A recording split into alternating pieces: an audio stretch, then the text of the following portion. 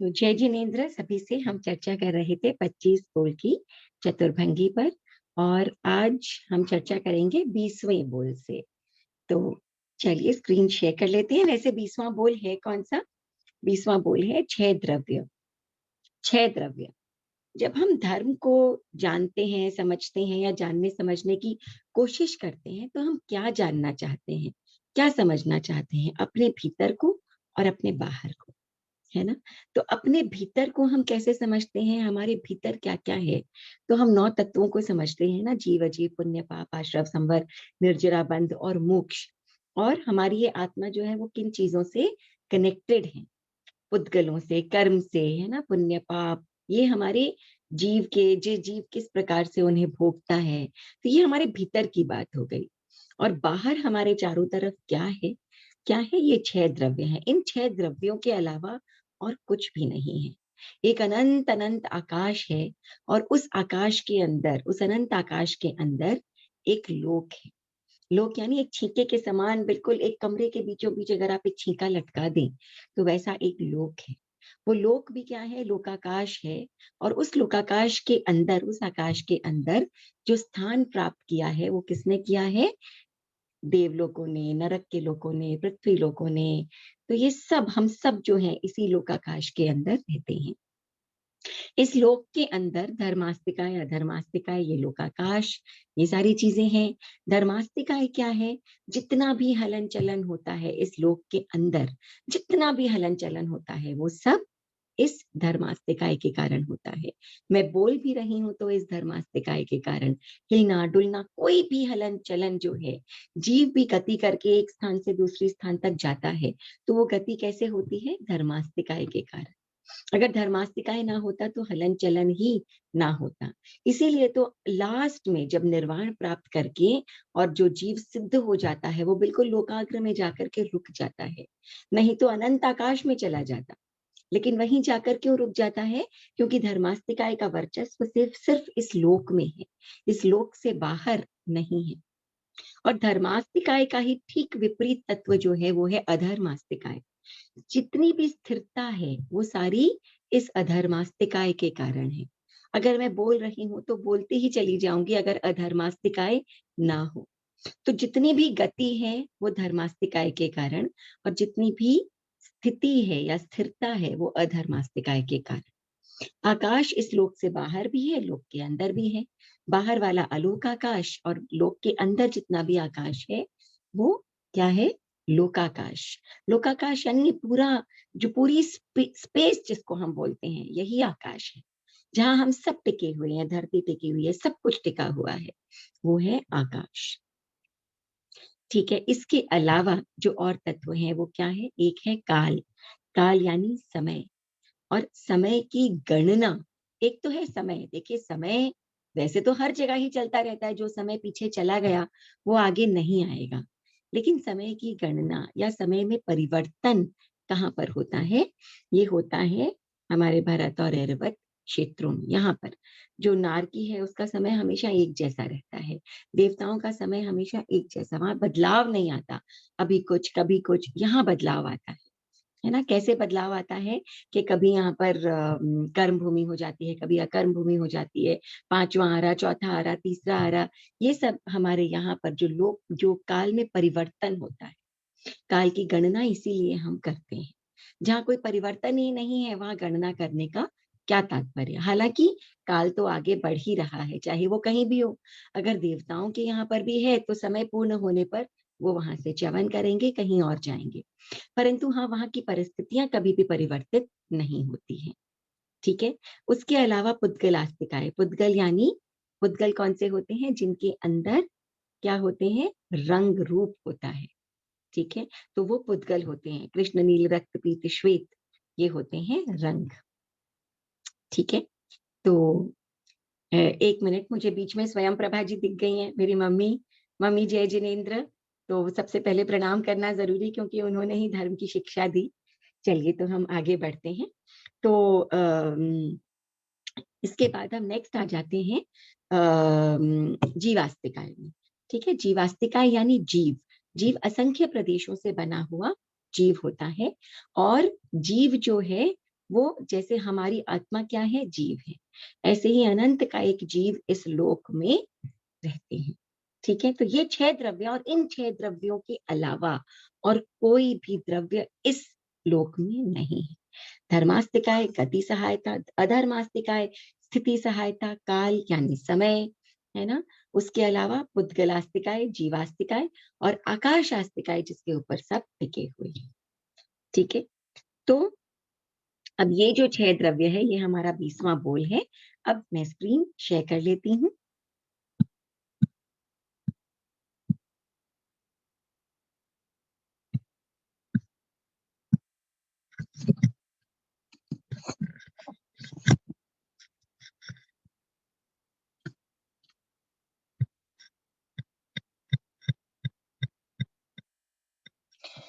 ये 20वां बोल, और 20वां बोल क्या है, षड द्रव्यों का ज्ञान, यानी ये 6 द्रव्य।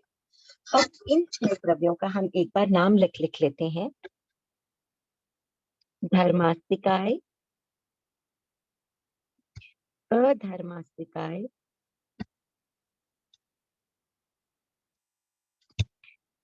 आकाशास्तिकाय,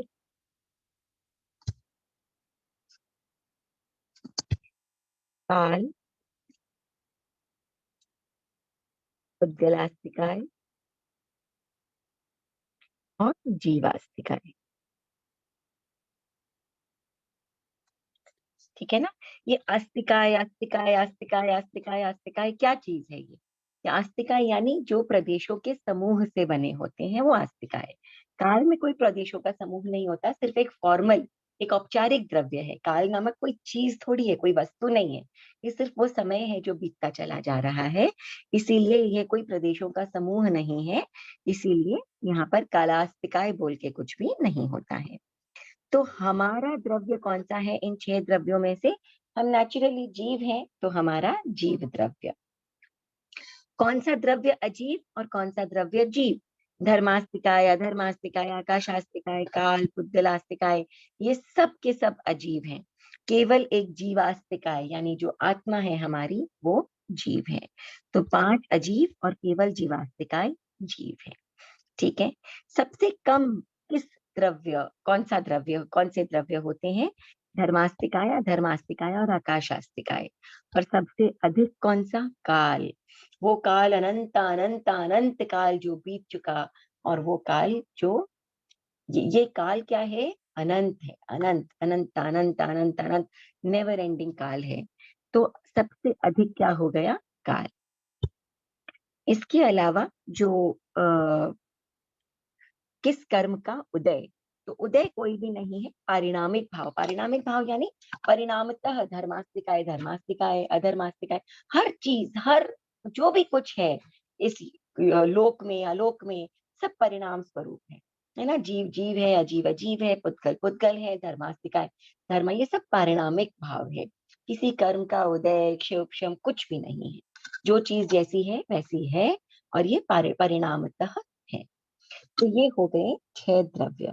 अब 6 द्रव्य से कनेक्टेड अगर आप कोई प्रश्न पूछना चाहें तो पूछिए, हो सकेगा तो मैं अवश्य जवाब दूंगी। कोई प्रश्न 6 द्रव्यों में से? नहीं? नहीं भाभी। ओके जी, ओके। ठीक है, तो हम अगले बोल पर चल लेते हैं।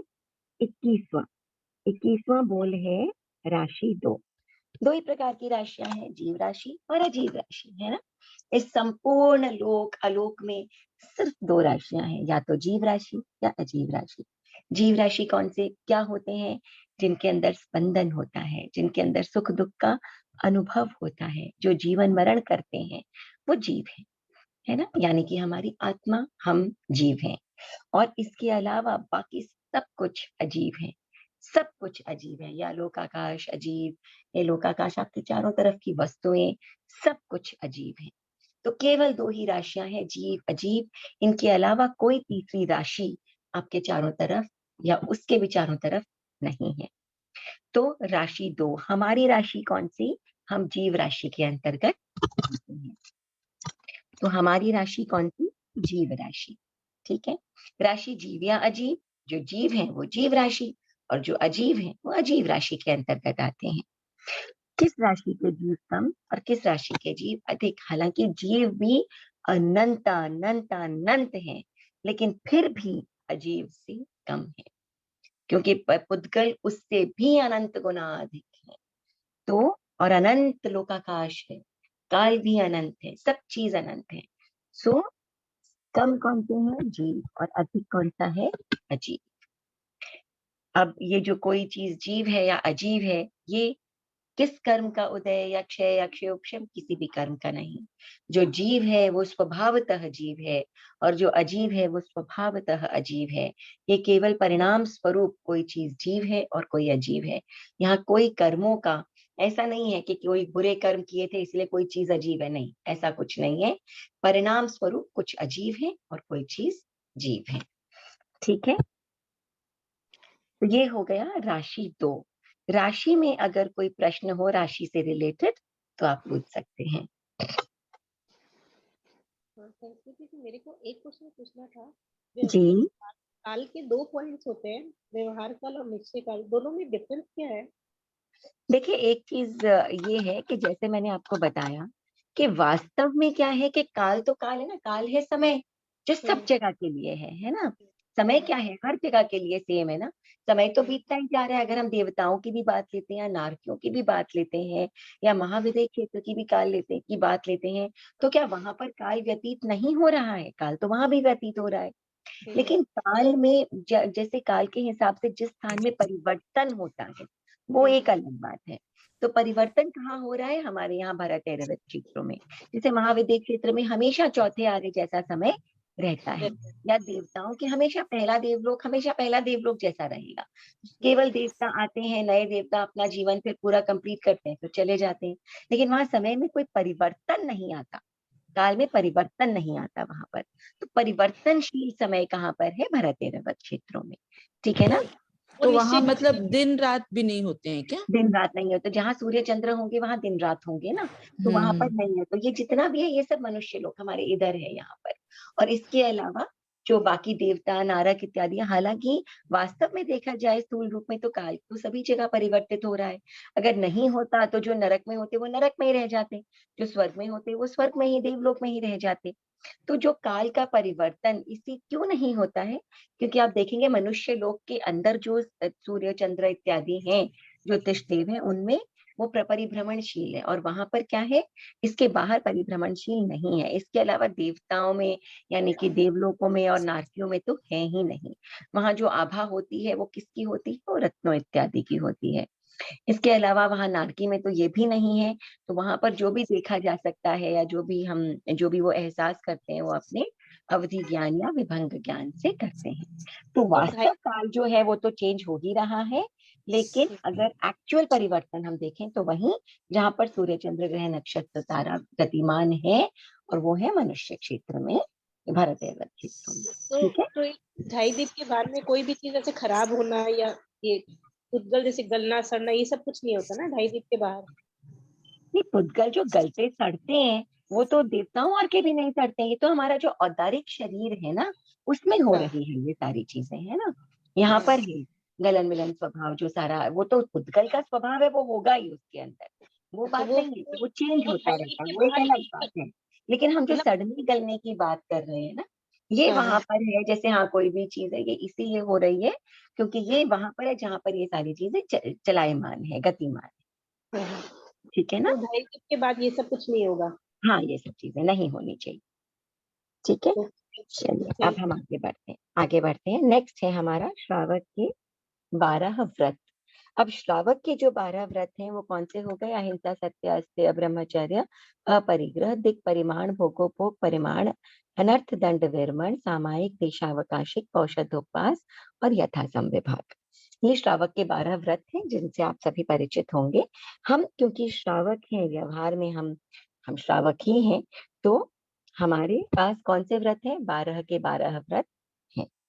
और ये क्योंकि क्या है? आत्मा का परिणाम है, इसीलिए जीव है। और श्रावक के व्रत कम अधिक नहीं होते हैं। ये अच्छा, इसके साथ ही साथ हम 23वां बोल भी कर लेते हैं। 5 महाव्रत, अहिंसा, सत्य, अस्त्य, ब्रह्मचर्य, अपरिग्रह। तो साधुओं के पास कौन से होते हैं? ये 5 महाव्रत, और श्रावकों के पास 12 व्रत। श्रावक क्योंकि आंशिक व्रती होते हैं, उनका पुरुषार्थ इतना स्ट्रांग नहीं होता है कि वो पूर्ण रूप से व्रती हो सके, इसीलिए वो श्रावक कहलाते हैं। और साधु जो है वो इतने पुरुषार्थी होते हैं कि पूर्ण रूप से व्रतों का पालन कर सकते हैं, इसीलिए वो पंच महाव्रती होते हैं।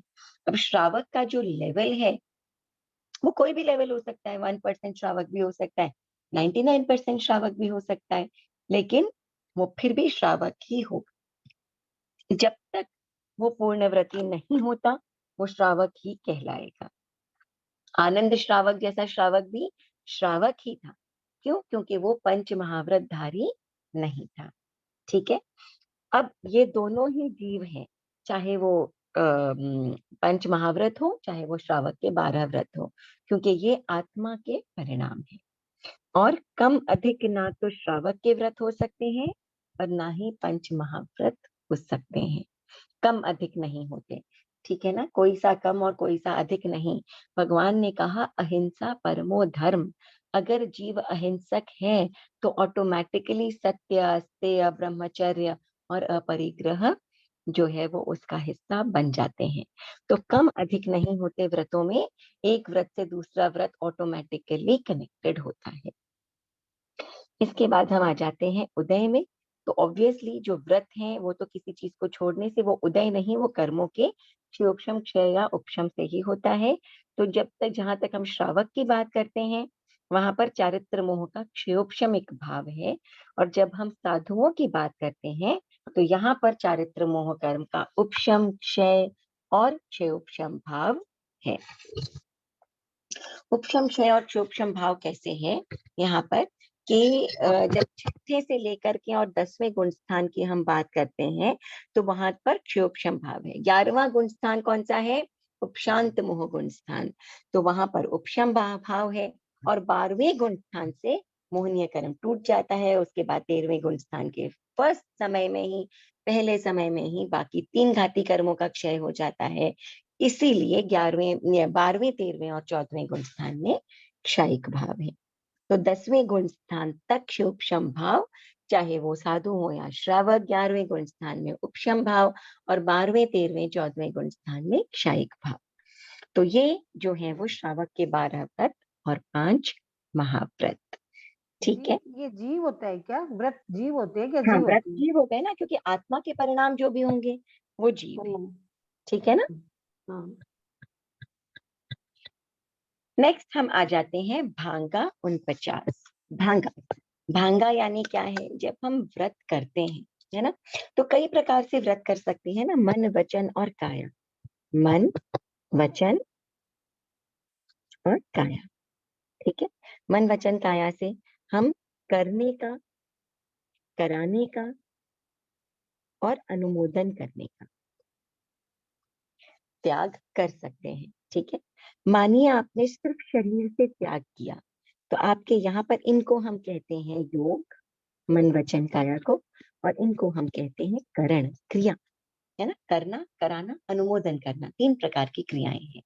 अगर आपने समझिए सिर्फ काया से त्याग लिया करने का, तो आपका त्याग कैसा है? 1-1। 1-1 यानी एक करण एक योग।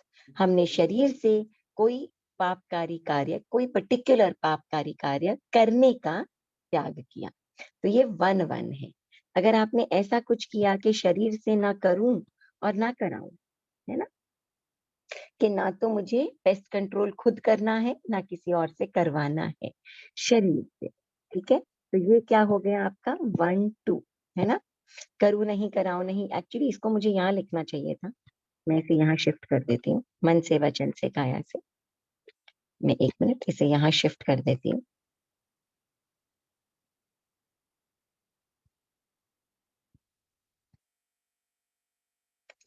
ठीक है ना। तो करूँ नहीं, कराऊं नहीं, अनुमोदन नहीं, मन से, वचन से, काया से। तो ये क्या हो गया आपका, एक करण एक योग से हो सकता है, 2 करण एक योग से हो सकता है, 1 करण 2 योग से हो सकता है। तो जितने भी कॉम्बिनेशंस आप सोच सकते हैं वो हो सकता है। तो सबसे छोटा त्याग कौन सा होता है, 1 करण लेना और 1 योग लेना, चाहे वो कोई सा भी करण हो और कोई सा भी योग हो। तो ये 1 1 जो है ये सबसे आसान है, और जो सबसे आसान होता है वो सबसे अधिक होता है। और सबसे डिफिकल्ट कौन सा है, 3 3। 3 3 यानी मन से, वचन से, काया से, ना करूं ना कराऊं ना अनुमोद, 3 करण 3 योग। ठीक है, ऐसा त्याग जो होता है उसे हम 3 3 कहते हैं। ठीक है, 3 यहाँ से और 3 यहाँ से। तो 1 मिनट म्यूट कर देती हूँ सबको।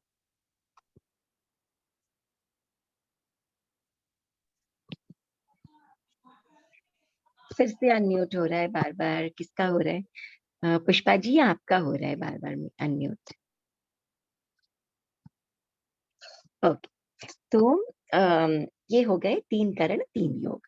तो अब भांगा 49 में हम क्या देखते हैं कि किसमें कौन सा भांगा है, हमारे अंदर हम श्रावक हैं, हमें कौन सा भांगा है, कौन से प्रकार का त्याग है।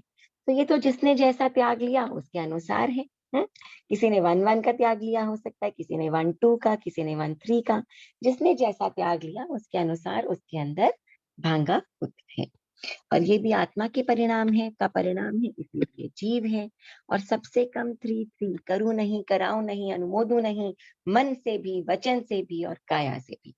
और सबसे अधिक कौन सा है, जो सबसे आसान है, 1 1, है ना।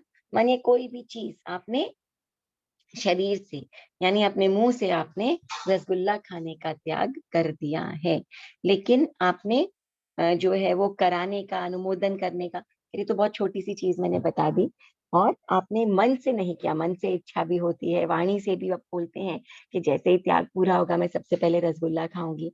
तो ये क्या है कि किस प्रकार का आपने जब कंप्लीटली किसी चीज को छोड़ देते हैं तो वो हो जाता है प्रॉपर व्रत। 3 3, मन वचन काया से, न करना, न कराना, न अनुमोदन करना। ठीक है, तो ये हो गया हमारा भांगा 49। ठीक है, 1 मिनट।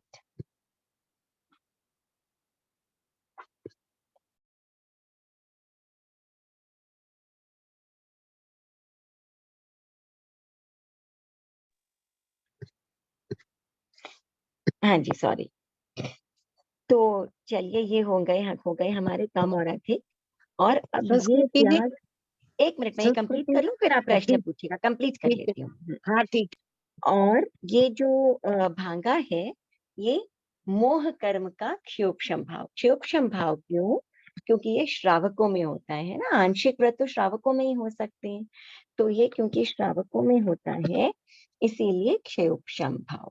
तो मोह कर्म का जब क्षयोक्षम होता है तब भांगे मिलते हैं। ठीक है, चलिए अब आप प्रश्न पूछिए, क्या पूछना चाहते हैं? ये कह रही थी कि ये 33 में भाग्य के कम है, तो ये इसमें साधु की अपेक्षा से है क्या? हाँ देखिए, मन वचन काया से अगर आप किसी चीज को छोड़ हाँ। देते हैं, है ना, हम्म। तो दोनों वास्तव में में आ क्या है गए कि इसमें, मतलब नहीं नहीं, पर साधु वास्तव में श्रावक ऐसा है, दोनों आ गए। नहीं एक्चुअली भांगा होता तो श्रावक के अनुसार ही है, क्योंकि आप किसी हाँ पर्टिकुलर चीज का भी त्याग ले सकते हैं ना, हर चीज का त्याग लेना जरूरी नहीं है ना, हाँ, नहीं सही बात। है ना। तो ये है हम्म श्रावक के अनुसार ही, इसीलिए क्षयोक्षम एक भाव है। आप किसी एक चीज का आपने त्याग ले लिया तो वो भांगा के अंतर्गत आ गया। 3 3 से भी हम्म। त्याग ले सकते हैं आप उस चीज का, है ना। हाँ आपने किसी एक चीज ठीक। का त्याग मन वचन काया से, करूं नहीं, कराओ हम्म। नहीं, अनुमोदू नहीं से ले लिया, पर इसका मतलब ये थोड़ी है आप साधु बन गए, है ना। अच्छा ठीक। तो ये ठीक श्रावक की अपेक्षा है, तो ये क्षयोक्षम भाव इसीलिए इसमें रहता है। ठीक है ठीक ना। ठीक। तो इसमें चारित्र संस्कृति जी। मोह नहीं आया क्या?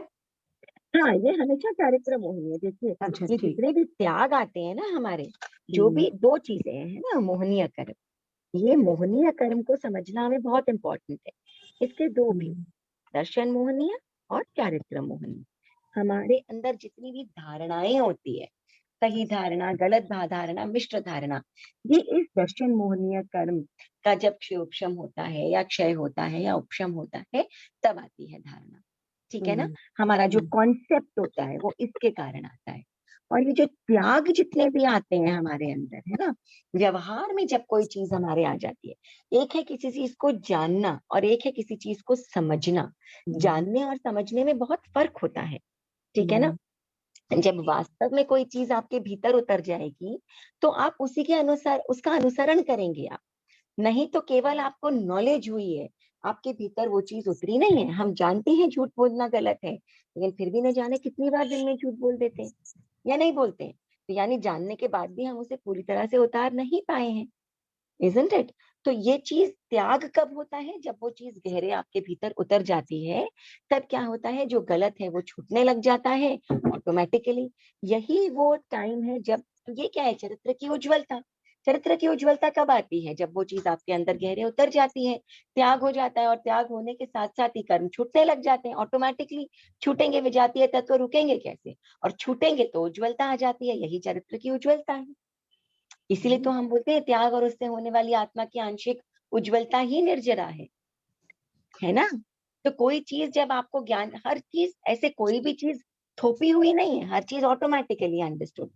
जब आपका कॉन्सेप्ट क्लियर हो जाएगा और जब कोई चीज आपके भीतर उतर जाएगी तो आप उसको करेंगे कैसे, नहीं कर सकते। अगर आपने ये सोचा है कि मैं नॉनवेज नहीं खाऊंगी क्योंकि किसी बकरे को मारकर खाना मेरे लिए अवांछनीय है, मैं कर ही नहीं सकती, वो आपके भीतर उतर गया है वो। अब चाहे कुछ भी हो जाए, आप जीवन त्याग देंगे अगर और कोई चीज खाने की नहीं है तो, मगर उस चीज का भक्षण आप नहीं करेंगे, वो आपके भीतर उतर गई है ना।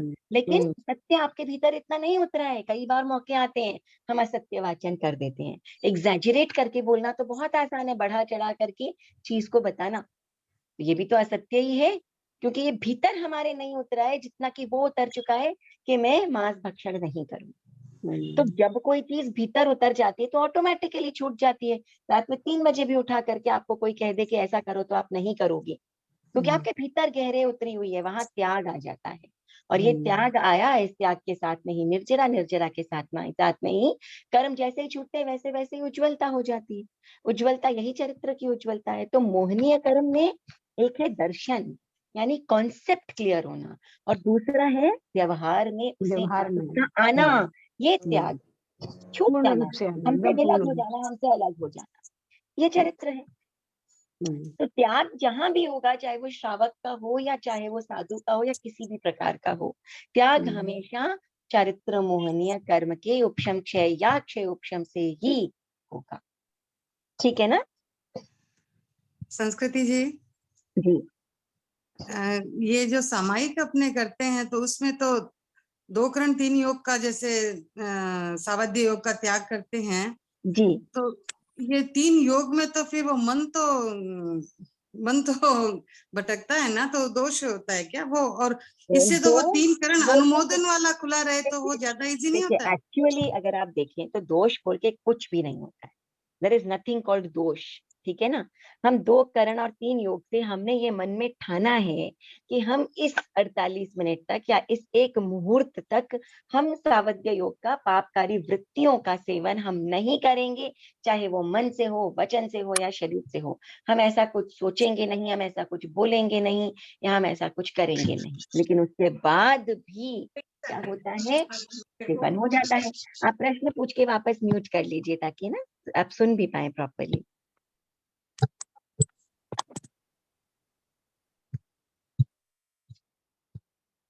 है ना। चलिए, तो क्या होता है कि हम जब सामायिक करते हैं, सामायिक यानी समता की साधना। सामायिक का अर्थ ही क्या है, समता की साधना, है ना, कि समय के साथ में जो कनेक्टेड है, ऐसी समता, ऐसे समय में समता की साधना। तो समता की साधना यानी जो भी कुछ मेरे चारों तरफ हो रहा हो, अमीरी हो, गरीबी हो, दुख हो, सुख हो, कोई मेरा अपमान कर रहा हो, सम्मान कर रहा हो, कुछ भी चल रहा हो मेरे चारों तरफ, है ना, तकलीफ का समय हो, अच्छा समय हो, लेकिन इस एक मुहूर्त के अंतर्गत चाहे चारों तरफ जो भी कुछ हो, मेरी आत्मा के ऊपर असर नहीं करे, मैं ऐसा प्रयत्न करूंगी। यही तो समता की साधना है। और क्या समता की साधना नहीं, है ना। अनुमोदन का जो है ना, वो फिर क्यों वो छोड़ा है? इसलिए, अनुमोदन तो वो करते ही नहीं है। अनुमोदन इसलिए छोड़ा है क्योंकि आपने बहुत सी चीजें छोड़ी हुई हैं, बहुत सी चीजें आप सामायिक में बैठ गए हैं लेकिन फिर भी वो कंटिन्यूअसली हो रही हैं। आप जिस घर में बैठे हुए हैं उस घर का किराया चल रहा होगा, या उस घर का वो आपका अपना घर अगर है तो वो अपना घर जो आपका है उसमें भी पृथ्वी का एक आदि की हिंसा वो आपके निमित्त बना हुआ है। वो सारे कर्म तो आपके चल ही रहे हैं, वो सारे अवृत के कर्म आपके अनेकों खुले हुए हैं। अनुमोदना है तभी तो वो सारी चीजें हो रही है, नहीं तो आप ग्रह ही त्याग देते। अनेकों चीजें हो रही है, फ्रिज चल रहा है, वो फ्रिज आपने कभी खरीदा होगा, वो आप क्या बंद करके वहां पर बैठे हुए हैं, या कहीं पर कोई और चीज चल रही है, कहीं कुछ और हो रहा है, कहीं सब्जी हो रही है, कहीं कुछ और बन रहा है। अनेकों चीजें जिसमें आपकी अनुमोदना जुड़ी हुई है। अननोइंगली बहुत सी चीजों की हमारे अव्रत के कर्म तो लगते ही रहते। अनुमोदना का एग्जैक्ट मीनिंग क्या हो गया वैसे? अनुमोदना का मतलब है कि कोई भी जो चीज है उसको आप बढ़ावा देते हैं, अप्रिशिएट करते हैं, या आप उसको मतलब उसमें आपकी हामी है, वो अनुमोदना है। तो वो इनडायरेक्ट, तो हमने सामायिक लेने के इनडायरेक्टली पहले जैसे किया आपको था ना। जैसे मैं आपको बताती हूँ, आप किसी के घर गए है ना, आप किसी के घर, किसी ने बहुत ही नया सुंदर घर बनाया। अब वो घर ना आपने बनाया ना आपने उसे बनवाया। उस घर को बनाने में कितनी कितनी पृथ्वी काय, आप काय, तेजस काय, वायु काय, वनस्पति काय, त्रस्त काय जीवों की भी हिंसा हुई होगी। लेकिन जब आप वहां पर जाते हैं और आप कहते हैं अरे वाह वाह वाह कितना सुंदर घर बनाया, ये क्या हुई? ये अनुमोदना हो गई आपकी। ना बनाया ना बनवाया लेकिन फिर भी अनुमोदना कर दी। और अगर आपने तहे दिल से ही अनुमोदना की है तो शास्त्रों में लिखा आता है, जैन शास्त्रों में, कि करना कराना अनुमोदना अगर एक ही भाव से किया जाए तो उनके जो कर्म है वो भी बराबर लगते हैं। तो ना उस घर में आपको रहना, ना अब आपने त्याग कर दिए किसी चीज के, है ना, समझिए आलू की सब्जी के त्याग कर दिए, त्याग कर दिए तो आपको ना खाना है ना आपको खिलाना है, कुछ भी नहीं करना, ना आपने बनवाया ना किया, लेकिन टेबल पर लग करके आ गई और आपने कहा अरे वाह वाह वाह आलू की सब्जी देखने में तो बड़ी अच्छी लग रही है, ये अनुमोदना हो गई। वो बराबर हो गया, क्योंकि करना कराना अनुमोदन करना बराबर हिंसा का विषय हो जाता है, बराबर कर्म बंधन का विषय।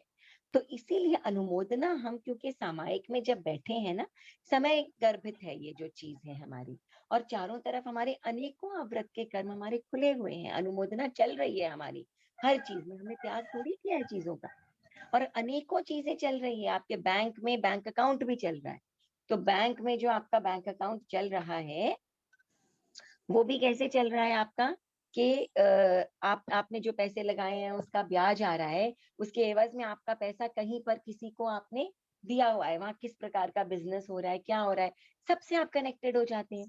तो अनुमोदना तो आपकी कंटिन्यूअसली चल ही रही है वहां पर। तो इसीलिए हम जब सामायिक भी करते हैं तो एक मिनट, हाँ, I mean Zoom meet, I just call you back Divya ji, I call you back, right, या सॉरी। सो ये क्या हो जाता है कि हम जब सामायिक करते हैं तो करूं नहीं कराऊं नहीं, मन से वचन से काया से, इसके बावजूद भी आपने कहा कि भाई मन तो इधर उधर भटक ही सकता है, भटक सकता है। हम कोशिश तो यही करते हैं ना कि समता की साधना के लिए जब बैठे हैं तो समत्व का भाव रहे, लेकिन उसके बावजूद भी अगर मन भटक रहा है, इसीलिए हम आलोचना करते हैं या नहीं करते हैं, तो आलोचना तो हम कर ही रहे हैं।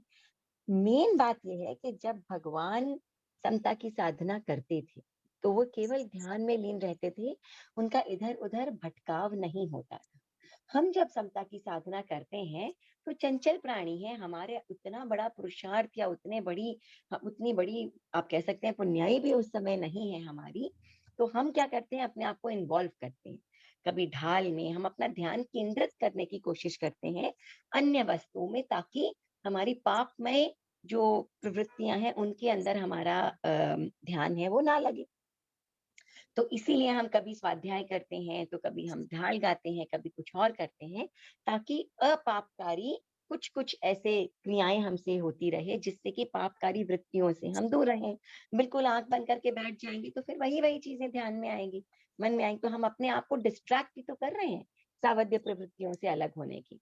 एक स्थिति ऐसी आ जाए हमारे अंदर जहां पर अक्रिय बने अयोग, है ना, जो अक्रियता की स्थिति आ जाए, जहां पर कोई चीज हमें डिस्टर्ब ही ना करे, ऐसी समता की साधना एक दिन हमारी हो जाए, उसकी प्रैक्टिस हम यहाँ इस सामायिक में करने का प्रयत्न करते हैं।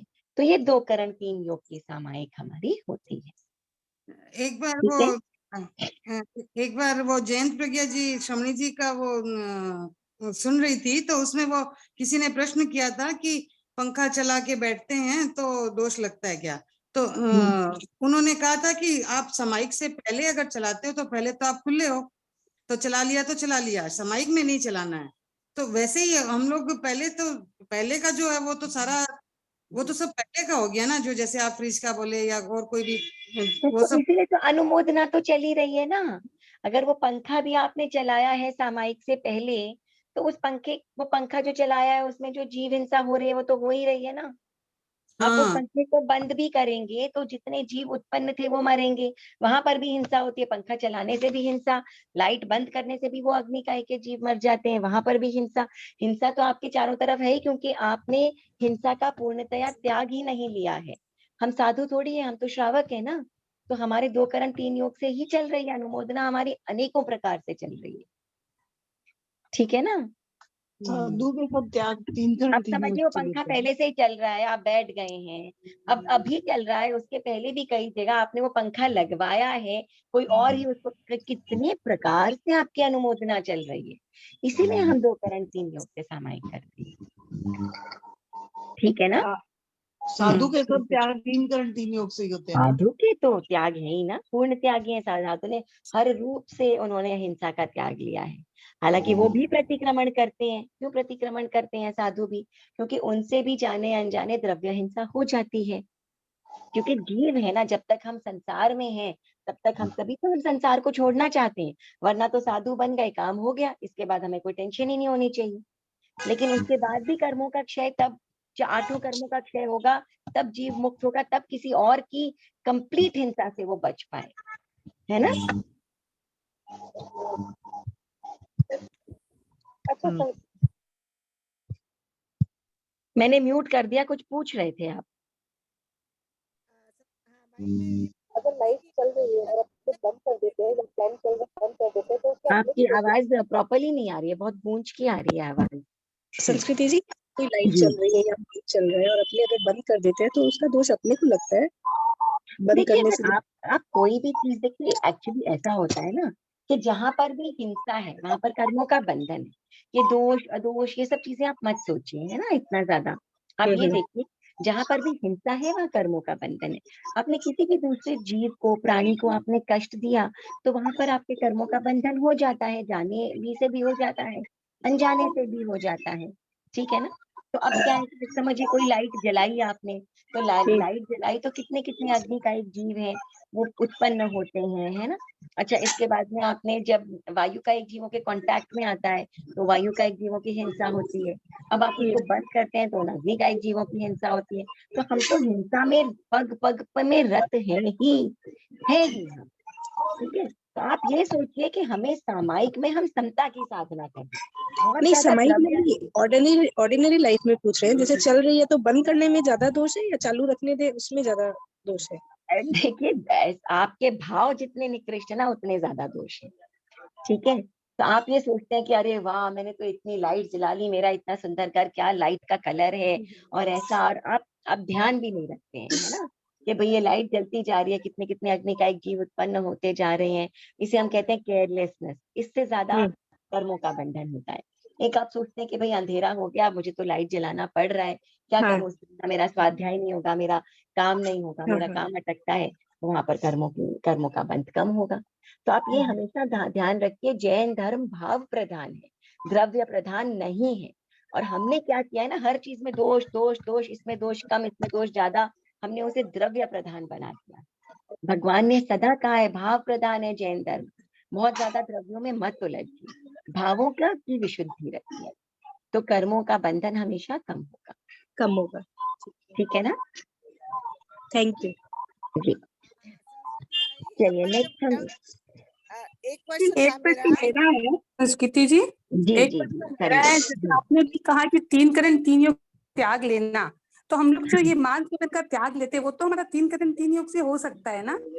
क्या चीज का त्याग लेते हैं? हम जो मांस सेवन का हाँ, बिल्कुल बिल्कुल वो तो बिल्कुल, हमारा हो सकता है 3 करण 3 ये योग, आप ले क्योंकि हम सकते अनुमोदना हैं, भी नहीं करते। हाँ, ले सकते हैं, लेकिन अब आप देखिए, मैं आपको एक परिस्थिति बताती हूँ कि आपने इनडायरेक्टली कैसे हम जुड़े हुए रहते हैं इससे, है ना, कि अब आप समझिए कि आपने एक रेस्टोरेंट में खाना खाया और वो जो रेस्टोरेंट है वो नॉन वेजिटेरियन फूड भी बनाता है, तो आपने जो उसको पैसे दिए वो उसके प्रॉफिट के जो पैसे हैं उससे वो नया क्या करेगा, कोई बकरा मरवाएगा या कोई मुर्गी मरवाएगा या जो भी कुछ करेगा, आप इनडायरेक्टली कनेक्ट हो जाते हैं।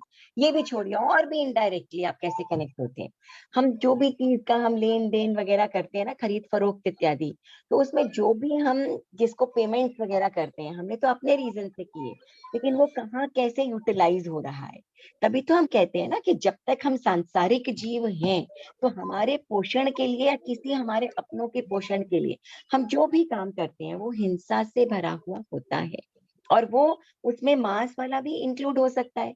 आपने बैंक में पैसे दिए, आपने 1 लाख रुपए रखा है, ठीक है, अब बैंक क्या करता है, आपको उसका ब्याज देता है, यानी आप उसका फायदा उठा रहे हो, है ना। आपको मानिए 10,000 रुपए ब्याज ने दिए, बैंक ने दिए, वो 10,000 रुपए कहाँ से लाया बैंक, उस बैंक ने किसी और को लोन पर दिया, जिससे कि बैंक ने मानिए 15,000 रुपए कमाए, आपको बदले में 10,000 रुपए दिए। अब वो जो किसी को उसने लोन पर दिया वो कोई भी हो सकता है, कसाई भी हो सकता है, जहां आपके पैसे गए। तो हम इनडायरेक्टली हिंसा से जुड़े हुए हैं जब तक हम संसार में हैं। तो अनुमोदना, ये 3-3 बोल तो दिया है, लेकिन इससे बचना बहुत ही मुश्किल काम है, ठीक है ना, क्योंकि जब तक हम संसार में ये बोल दिया, ये बहुत सुपरफिशियल है। ये 3-3, ये जो 3-3 है ना, मन से वचन से काया से, करूं नहीं, कराऊं नहीं और अनुमोदू भी नहीं, ये नेक्स्ट टू, मतलब ये तो कोई एकदम ही किसी ने छोड़ ही दिया है ना, कि अब बस मेरा कुछ लेना देना ही नहीं है, साधु तुल्य जीवन ही जो जी रहा है कोई व्यक्ति, उसके लिए हो सकता है पॉसिबल हो, otherwise it is very difficult. बहुत इंटर रिलेटेड है, बहुत ज्यादा एक दूसरे बिल्कुल से। इंटर रिलेटेड है, हम सोच भी नहीं सकते कैसे कैसे और कहाँ कहाँ और कैसी कैसी हिंसा हमसे हो रही है, सोच भी नहीं सकते हैं। जैसे अभी भी मेरे मन में है कि हम मेड को जो सैलरी देते हैं वो सैलरी से वो भी तो ला सकती है ना नॉनवेज आइटम। देखिए एक चीज है कि मेड को जो आप सैलरी दे रहे हो ना, वो सैलरी आपने उसको उसके हार्ड वर्क के लिए दी, ठीक है, लेकिन कहीं पर भी जहां पर भी आप अपना, जैसे कहते हैं ना पोषण, जैसे मैंने आपको बैंक का एग्जाम्पल दिया, या आपने मुनाफा कमाया, वो मुनाफा किस एवज में कमाया, कि बैंक ने किसी को आगे लोन दिया होगा, जो प्रॉफिट आया उसमें से आपने हिस्सा लिया है, यही तो होता है ना बिजनेस में, है कि नहीं। तो वो जो आपने हिस्सा लिया है वो किस चीज में हिस्सा लिया है, जो किसी और को लोन दिया गया, और ये आपकी जानकारी में होता है। बैंक आपको फ्री में थोड़ी 10,000 रुपए दे रहा है लाख रुपए के एवज में, वो इसलिए दे रहा है कि वो आगे कमा रहा है, और ये बात आप जानते हैं, है ना, आपकी जानकारी में है। तो हम कैसे कैसे हिंसा से रिलेटेड है, ये चीज है, ठीक है। मेड को तो एक मौके, चलिए ठीक है, उसने जो काम किया उसके एवज में आपने उसे दिया, पर अब देखिए वो मेड भी जो काम कर रही है, वो झाड़ू लगा रही है, पोछा लगा रही है, बर्तन धो रही है, कितनी कितनी हिंसा कर रही है, और ये सारे निमित्त आप है कि नहीं। आप सामायिक में बैठे हैं लेकिन मेड बर्तन धो रही है, रखा आपने ही, अनुमोदना का त्याग आप कैसे कर लेंगे, ये तो बहुत डिफिकल्ट है ना। चलिए, अनुमोदना का क्षेत्र इतना बड़ा है, आपने बहुत अच्छे से समझाया। आज मैं बहुत तो सोच रही deep थी कि खाली इतना ही अनुमोदना है कि किसी को अप्रिशिएट करना ही अनुमोदना है। अब किसी देखिए ना बहुत अच्छे सांसारिक से चीजें, समझाया। हम थैंक यू। साधु को अप्रिशिएट करें तो बात सही है, पर अब अगली बार ध्यान रखिएगा, किसी के खाने को या किसी के मकान को अप्रिशिएट, या अगर करे तो भी ये सोचिएगा मैं यहाँ आया हूँ, ये मेरा व्यवहार बनता है कि भी मैं इन्हें कहूँ आपने अच्छा काम किया, पर मन से मेरी कोई अनुमोदना नहीं है, जो इन्होंने इतनी इतनी हिंसा की है उसकी मैं अनुमोदना करूं। कई बार हमें व्यवहार चलाने के लिए बोलना पड़ता है ना, किसी ने आपको खाने पर बुलाया, आप गए और आप आ गए, तो सामने वाला कहेगा कि देखो कैसा व्यक्ति, मैंने इतनी मेहनत की, एक बार मुंह से भी नहीं निकला कि आपने कितना अच्छा हमारे लिए किया। व्यवहार के लिए भी कभी कभी बोलना पड़ जाता है, पर अंतर मन से ये ध्यान रखिए कि आपके जो भाव है वो बहुत अधिक उससे ना जुड़े, है ना, क्योंकि हमारा धर्म क्या है, भाव प्रधान, ठीक है। इसीलिए तो ये त्याग ले ही नहीं सकते हैं, तो बहुत कम परिस्थिति आती है कोई त्याग देखिए है लेता ना, है। अब आई बात इसे समझ में ना कि ये हाँ 3-3 हम बोलते एकदम समझ अवश्य में हैं, पर ठीक है। ये हाँ होता बहुत जरूर है, लेकिन ये अनप्रैक्टिकल है। परिस्थिति हम लोग में कभी आ नहीं सकती, क्योंकि हम ले ही नहीं सकते हैं। अनुमोदना हाँ, तो कंटिन्यू चलेगी। एकदम ही कोई व्यक्ति हाँ संसार में रहते हुए भी हाँ छोड़ दे सब कुछ, तो शायद आ बस जाए। वरना नो संभव, अनुमोदना चलती रहती है, ये संभव ही नहीं है कि चलती कैसे रहती है, जोड़े बिल्कुल थ्री चलती वाला रहती है। त्याग कैसे जोड़ दिए, ये संभव नहीं, मतलब होना नहीं चाहिए बस अब है लेकिन है, वर्चस्व तो है ही। वर्चस्व तो चलिए है तो ही, तभी दिया है। तभी अभी दिया एक है। चीज और है, आपको जब कभी भी टाइम मिले ना, आज तो जैसे इसमें लंबा टाइम लगेगा, जो भांगे रुकते हैं ना, हाँ भांगे हाँ, रुकने वाला जो पार्ट है उसको भी एक बार क्लियर कराइएगा आप, कि मैंने है कहाँ ना से- भांगा समझाया हुआ है 25 बोल की क्लास में। तो आप अच्छा, अगर इसमें संस्कृति भंडारी में भी आप हाँ जा हाँ, सकते हैं, जहाँ उसमें मैं भी देख है। रही तो आप हूँ। भांगा को ना बहुत डिटेल में समझाया हुआ है, आप देख हाँ, सकते हैं ठीक उसमें, ठीक है ना। ठीक है भाभी। लास्ट है अपन चरित्र। एक क्वेश्चन था मेरा। जी हेलो, हाँ जी अपने हाँ है ना जी हाँ जी। जो 14 नियम लेते हैं उसमें भी क्या ये करण और ये सब बोल के लेना चाहिए? देखिए आप बोल के ले तो अच्छा ही है ना, क्योंकि आपका अपना कॉन्सेप्ट क्लियर होता है। देखिए ऐसा कोई नहीं है, कोई वहां सामने बैठा नहीं है जो आपको दोष दे रहा है, पाप दे रहा है, आपके कर्म लगा रहा है। आप खुद ही है ना जो लगा रहे हैं। कर्मों का हाँ, वो कर्ता तो कौन? हमारी अपनी अपनी आत्मा खुद है ना। आश्रम में यात्रा आत्मा हो जाती है, कर्म चिपक जाते हैं। नहीं होती है तो क्या हो जाता है कि कर्म क्षय हो जाते हैं हमारे, है ना। तो लगाने वाले हम खुद ही हैं।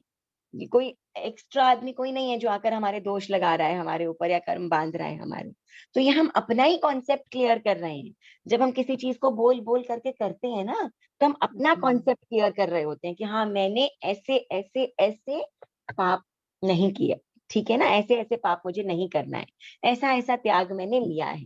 तो हम अपने आप का ही कॉन्सेप्ट क्लियर कर रहे होते हैं जब हम बोल बोल करके लेते हैं, ठीक है ना। जब हम कहते हैं करेमी भन्ते सामायिक सावज्जम जोगम, तो ये हम क्या कर रहे हैं? बोल बोल करके अपने भीतर चितार रहे हैं हम, ये कि अपने आप के अंदर पुख्ता कर रहे हैं कि ये हम नहीं करेंगे, ठीक है।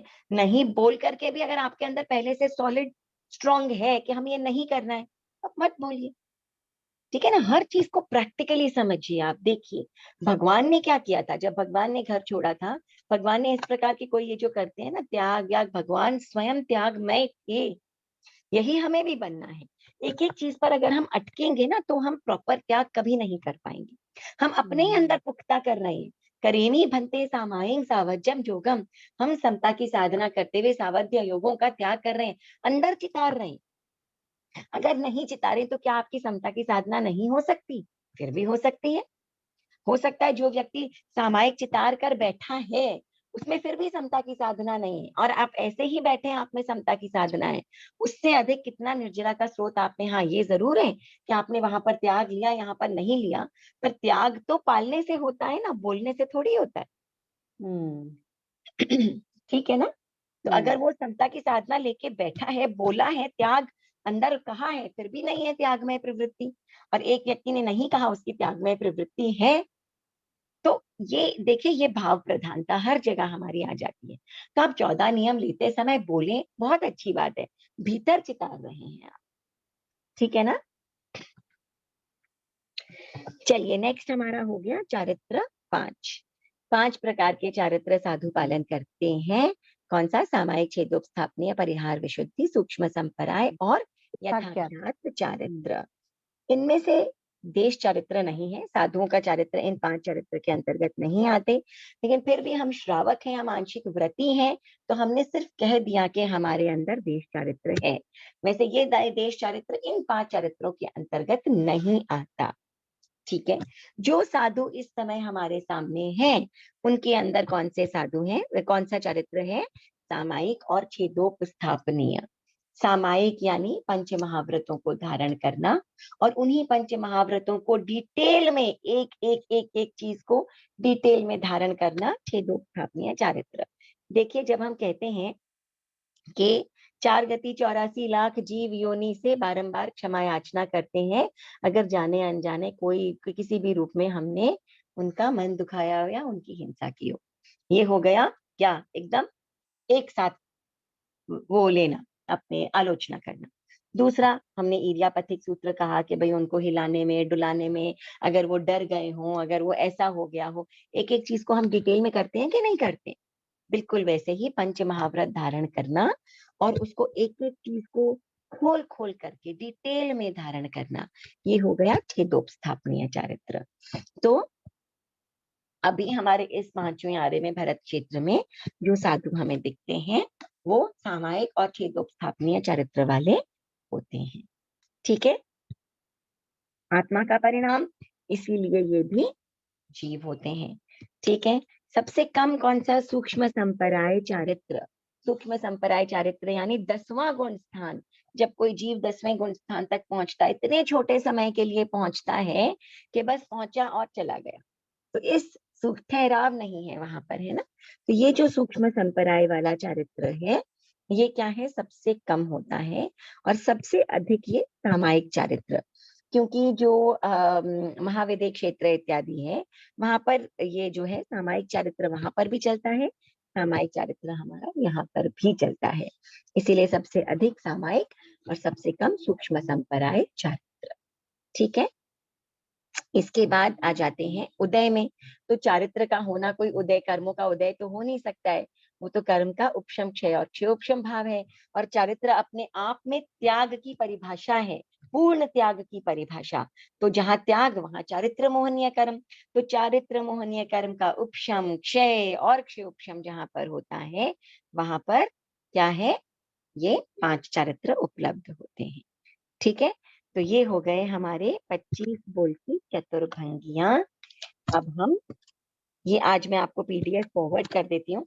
अलाइनमेंट नहीं है, हालांकि इसमें अलाइनमेंट का मतलब है कि ये टेढ़ी मेढ़ी जा रही है लाइन, क्योंकि मैंने वैसे ही किसी में कम थे किसी में अधिक थे ना, तो अगर मैं यहाँ पर एक लाइन बनाऊंगी ना, तो ये देखिए मेरा ऐसे टेढ़ा मेढ़ा जाएगा थोड़ा ऐसे। हाँ, इसीलिए अलाइनमेंट नहीं है, लेकिन फिर भी आपको अगर यूज आए तो मैं इसे आपको फॉरवर्ड कर सकती हूँ।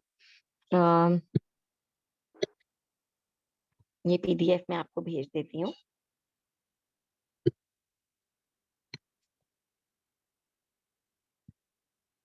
संस्कृति छेदोपस्थापनीय चरित्र को क्या बताया? मैं समझ नहीं पाई। जब हम एक एक व्रत को खोल खोल कर लेते हैं ना डिटेल में, उसे हम छेदोपस्थापनीय कहते हैं। ठीक है ना? ठीक, ये लीजिए, ये आपके पास चला गया है पीडीएफ, जो मैंने ये आपको पढ़ाते पढ़ाते बनाया था ना। वैसे पहले भेजा था ये मैंने आपको, ये वाला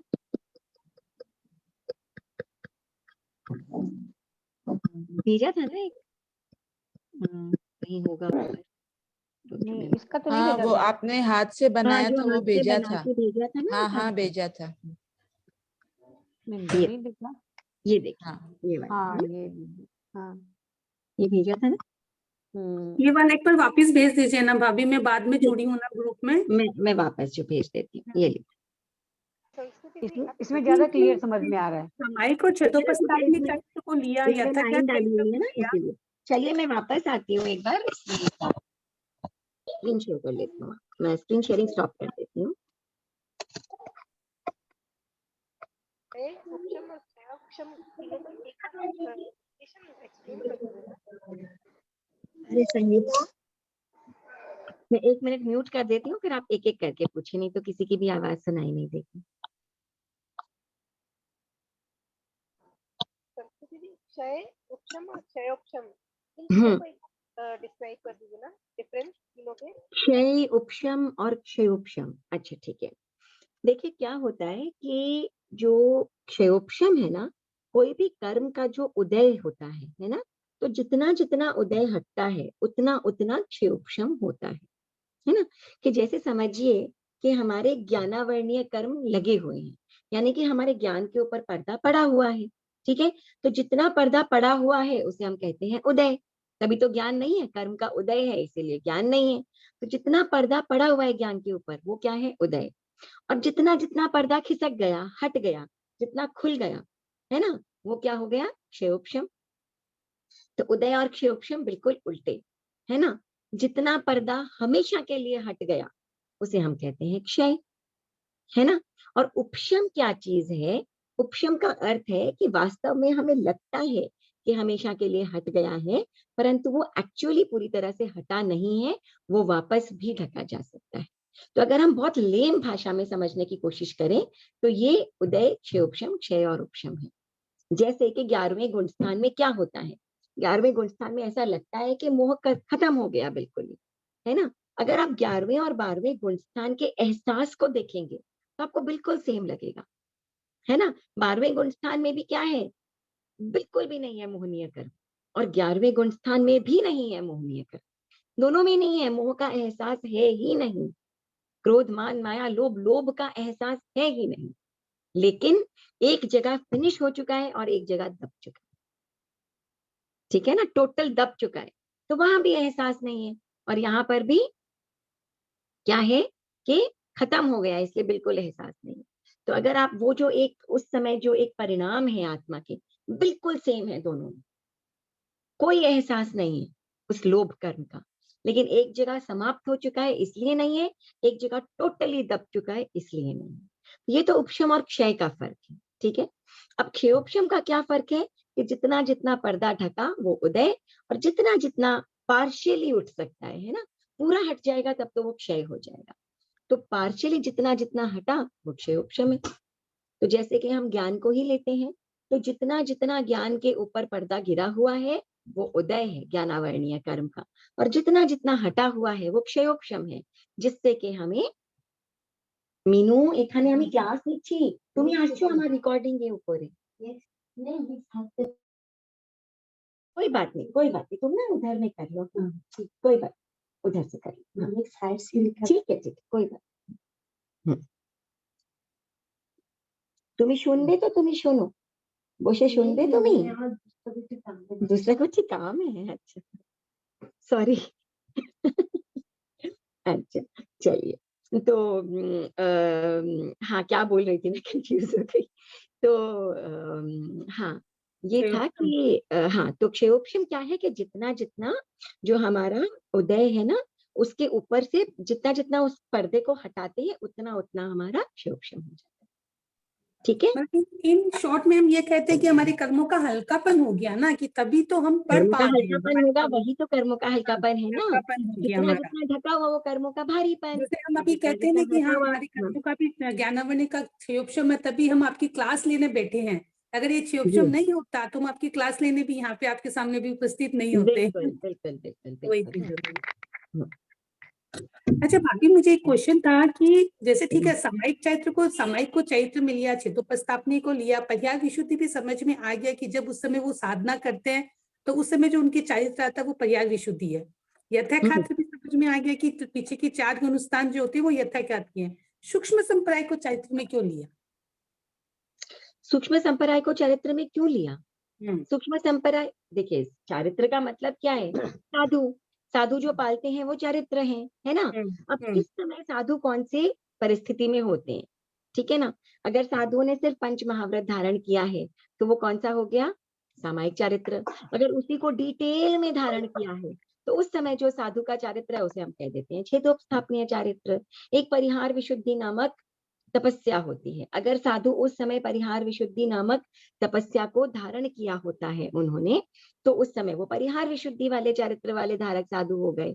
ये सब साधुओं की बात कर रहे हैं, ठीक है। अगर 10वें गुण स्थान पर साधु आ गए हैं तो विश्लेषण कर दिया हमने कि उस समय जो लोभ कर्म है वो बिल्कुल सूक्ष्म मात्रा में रह गया है, ठीक है। तो उसे हम कह देते हैं क्या, ये कौन सा हो गया हमारा सूक्ष्म संप्रदाय चारित्र। उस समय भी तो वो साधु ही है, साधु तो 10वें गुण स्थान में भी है, 11वें में भी है, 12वें में भी है, 13वें में भी है, 14वें में भी है, ठीक है। हाँ ठीक है, ठीक है संस्कृत जी, जय जिनेन्द्र जी। एक हाँ प्रश्न था, जी करण योग का मैं पूरा सुन नहीं पाई। हम्म मतलब हम एक करण एक योग से लेंगे तो करु नहीं काया से हो गया। नहीं नहीं, किसी से भी हो सकता है। अच्छा ऐसा नहीं है ना। हाँ हाँ, वचन से भी हो सकता है ना, कि शरीर से तो करना पड़ रहा है, मन में भी आता है, पर कम से कम मुंह से नहीं करूंगी। जैसे फॉर एग्जाम्पल, है ना, एक जॉइंट फैमिली में आप रह रहे हैं, आपके साथ अन्य मेंबर्स भी हैं, है ना, मन में कई बातें आती होगी, है ना, और शरीर से भी कई चीजें हो जाती होगी, आंखों से आंसू आ जाते हैं बात सुन करके, कंट्रोल में थोड़ी है। लेकिन आपने धारण कर लिया कि भाई मैं अपशब्द नहीं बोलूंगी इस व्यक्ति को, है ना, ठीक बात है, वचन से हो गया ना, या नहीं हुआ। शरीर का कंट्रोल नहीं है, मन का कंट्रोल नहीं है, लेकिन वाणी का कंट्रोल कर लिया आपने, है ना। हर चीज को आप प्रैक्टिकली अपने साथ जोड़ने की कोशिश कीजिए। तो भगवान ने कोई रॉकेट साइंस नहीं बताई है, जो आप जी रहे हैं, जो आप हैं, वही हमारा धर्म है। जहां पर भी बर्डन लग रहा है ना आपको कि इसके लिए मुझे एक्स्ट्रा एफर्ट लेना पड़ रहा है, ये क्या चीज है, ये समझ में नहीं आ रहा है, वो नहीं है। जो हमारे भीतर बाहर है वही धर्म ऑटोमेटिकली, है ना, हर चीज जुड़ी है हमसे, ठीक है ना। अब चलिए। नेक्स्ट क्लास चर्चा की लेंगे आप बताइए किसके लिए, आप हुक्म फरमाइए, हम वही कर लेते नहीं, हैं। चर्चा एक बार करा चर्चा की दीजिए लीजिए ना। ना भाभी, चर्चा की लीजिए। चर्चा में हाँ। बहुत डाउट है, योग उपयोग तो इतना कंफ्यूजन हो रहा है ना उनसे एकदम। चर्चा की क्लास हम पहले कर चुके हैं, लेकिन उस पर रिकॉर्डिंग नहीं होती थी, तो हाँ। चलिए ठीक है।